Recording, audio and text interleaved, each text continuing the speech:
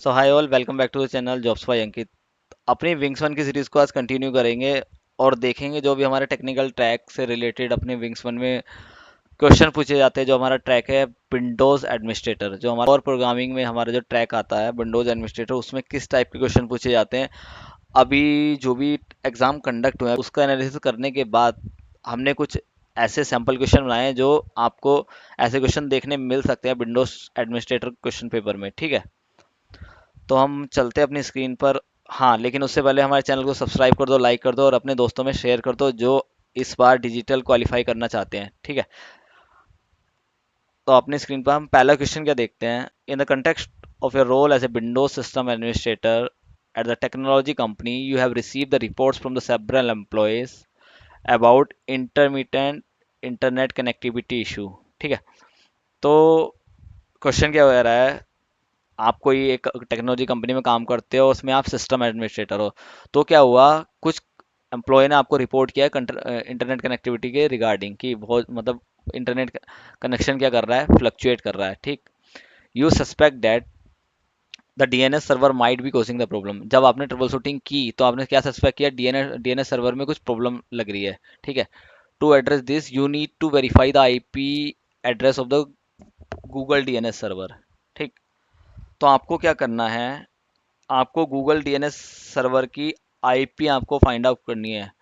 तो क्वेश्चन में बोल रहा है, how would you go about finding the IP address of the Google DNS server to ensure the stable and reliable internet connectivity of your company employee. ठीक, तो यहाँ क्या होगा, आपको कुछ चार ऑप्शन दिए जाएंगे और चारों ऑप्शन में मतलब ऐसे दिएंगे, बहुत ज़्यादा कंफ्यूजिंग दिए जाएंगे। ठीक, पहला ऑप्शन हम पढ़ते हैं, contact the service provider and request the DNS server information.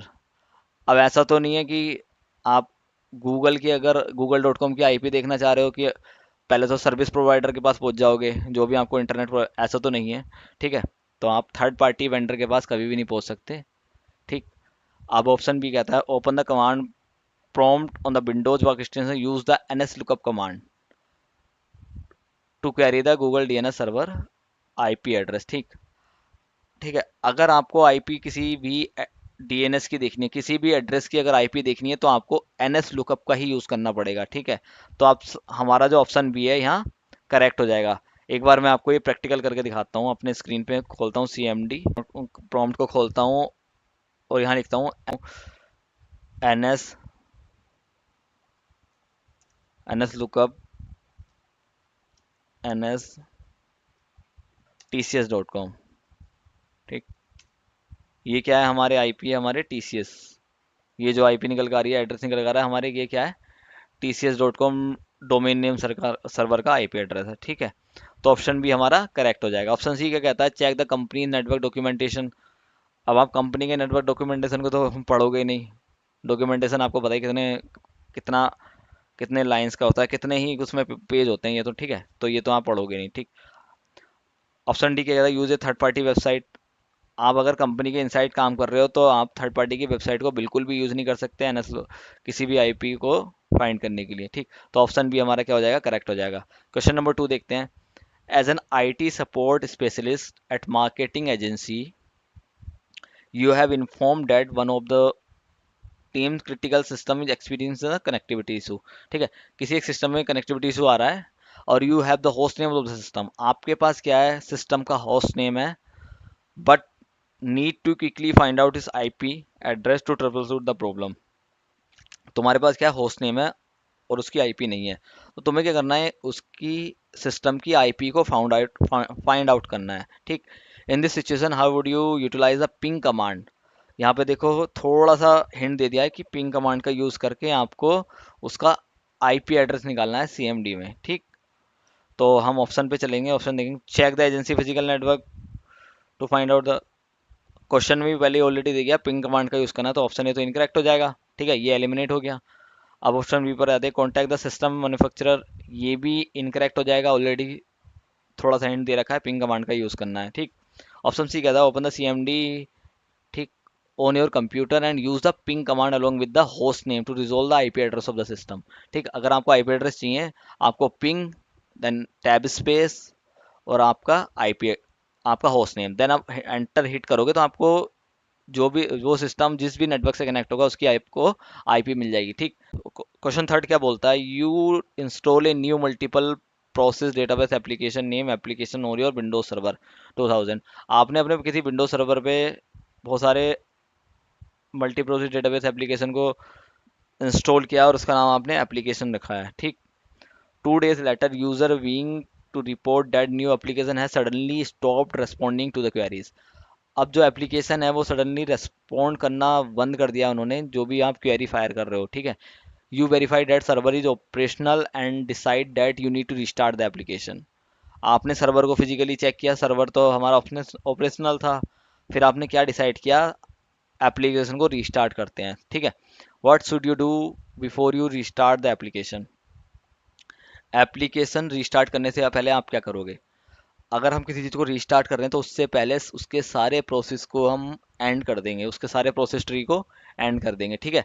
तो जो हमारा ऑप्शन सी है वो हमारा करेक्ट हो जाएगा, ठीक। Question 4, in the corporate IT environment which system is commonly used to manage the user account permission and network resource। तो जो एक्टिव डायरेक्टरी है, बहुत मेन रोल है इसका एक्टिव डायरेक्टरी का, जो भी आप एक्सेस मैनेजमेंट के लिए यूज़ करोगे, किसी यूज़र के अकाउंट को मैनेज करने के लिए सब कुछ, तो एक्सेस एक्टिव डायरेक्टरी का यहाँ यूज़ होगा, ठीक है। Question number 5, in the scenario of encountering a DNS error while trying to access the web address where you should typically configure the DNS setting to resolve the issue, ठीक।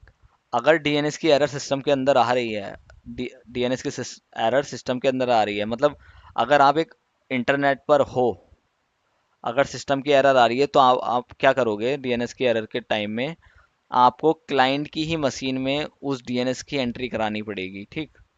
अगर आप internet पे हो तो आपको अपने सर्वर पे entry करानी पड़ेगी, ठीक है।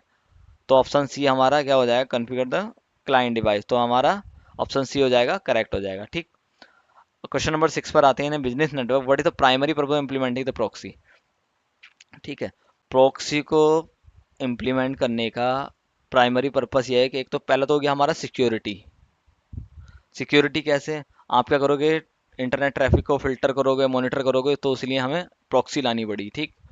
Hosting the company website application, तो ऑप्शन हमारा इनकरेक्ट हो जाएगा। Managing user authentication for the Wi-Fi access, ये भी हमारा इनकरेक्ट हो जाएगा। वाईफाई एक्सेस को ऑथेंटिकेशन करने के बहुत सारे मेथड हैं, ठीक है।